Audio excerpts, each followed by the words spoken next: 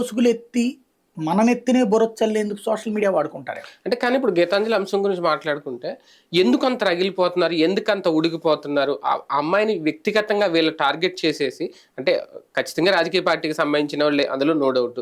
వాళ్ళకి వాళ్ళు అంతలాగా హింసించేయాల్సినంత అవసరం ఉంది. రాజకీయాలను రాజకీయంగా చూడొచ్చు కదా. వాళ్ళకి నాయకుడికి సపోర్ట్ చేస్తున్నారు, ఒక పార్టీ సపోర్ట్ చేస్తున్నారు, చేసుకోండి.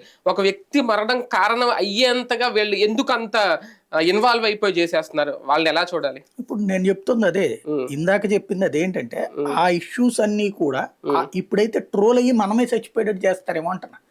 ఇవాళ వీళ్ళ పరిస్థితి ఏంటంటే నువ్వు సంతోషంగా లేవని నువ్వు ఫీల్ అవ్వు. ఇప్పుడు ఇదివరకు అమరావతి సింగపూర్ లాగా మారిందని నువ్వు ఫీల్ అవ్వు. ఎన్టీ రామారావు మంచోడు అంటే దేవుడని ఫీల్ అవ్వు. నేను చెప్పిన రోజు నువ్వు దేవుడని ఫీల్ అవ్వు.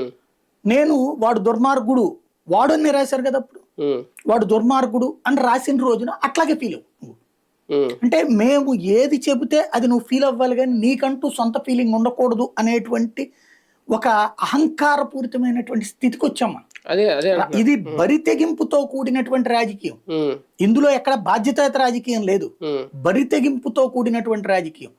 ఈ రాజకీయం ఏ స్థాయికి దిగజారంటే చదువుకున్న నీచులు, చదువుకున్న మూర్ఖులు హత్యలు చేస్తున్నారు. వీళ్ళు నిజంగా చెప్పాలంటే హత్యలు చేస్తున్నారు, వార్తల్ని హత్య చేస్తున్నారు, నిజాన్ని హత్య చేస్తున్నారు, సమాజంలో ఉన్నటువంటి నైతికతని హత్య చేస్తున్నారు, నీచంగా పాల్పడుతున్నారు. ఇప్పుడు ఫర్ ఎగ్జాంపుల్ నేను ఒక సామాన్య పౌరుడిగా ఒక హాస్పిటల్కి వెళ్ళడానికి, హాస్పిటల్కి ఎంత ఇబ్బంది పడ్డా